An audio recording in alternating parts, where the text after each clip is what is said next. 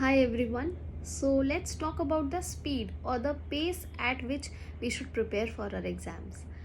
So I know सबकी capabilities, सबकी capacity to retain the contents अलग होती है. But always remember आपकी speed increase होनी चाहिए with time. And increase होने का मतलब है that you have to slow down a bit while starting your preparation. अब स्लो डाउन का ये मतलब नहीं होता कि एक दिन में एक चैप्टर, लेकिन येस जो भी आप कंटेंट्स बहुत डिलीजेंटली आप पढ़ रहे हैं, मुझे पता है सब, लेकिन रिमेंबर आपके जो भी आप कंटेंट्स पढ़ रहे हैं वो विद टाइम आपकी स्पीड इंक्रीज़ होगी. तो अगर आपको लग रहा है कि मैं अभी बहुत स्लो पढ़ रहा हूँ and you are preparing for your competitive exams, for your C S exams, remember कि अभी शुरुआत है. You are suppose to go slow. First reading is very important. Second reading is even more important. Concept clarity आपको आएगी and कुछ topics होते हैं जो एक और दो रीडिंग में बहुत क्लियरली आपको समझ आ जाते हैं, बट कुछ जो I would say technical concepts हैं या जिसमें बहुत सारे इफ़्स एंड बट्स हैं, बहुत सारे प्रोविजंस हैं, बहुत सारे एक्सेप्शंस हैं, उसमें आप प्लीज़ ध्यान रखिए. जस्ट उस फ्लो को make it in parts, right.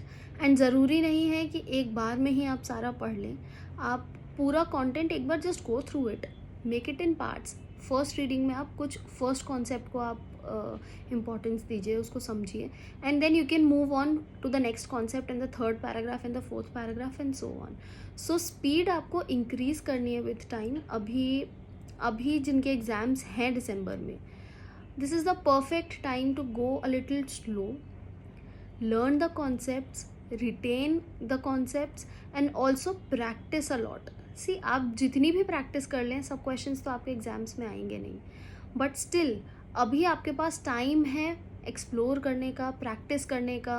अगर आपको कोई बुक लग रहा है कि मुझे चेंज कर देनी चाहिए, या आपको लगता है कि मुझे कुछ प्रैक्टिकल क्वेश्चंस या थ्योरेटिकल क्वेश्चंस किसी और स्टडी मॉड्यूल या किसी और प्रोफेशनल एग्ज़ाम के भी सॉल्व करने चाहिए. जैसे मैं सीए स्टूडेंट हूँ, मैंने सीए की भी प्रैक्टिस मैनुअल सॉल्व की थी. कुछ सीए स्टूडेंट्स होते हैं वो सीएमए या वाइस वर्सा, मैंने सीएमए के स्टूडेंट्स का जो मॉडल क्वेश्चन पेपर्स आते हैं वो सॉल्व किए थे. तो ये सब बहुत हेल्प करते हैं. ऑल्सो आपकी स्पीड जो है आपको इंक्रीज़ तो करनी है, but in a very efficient and effective way.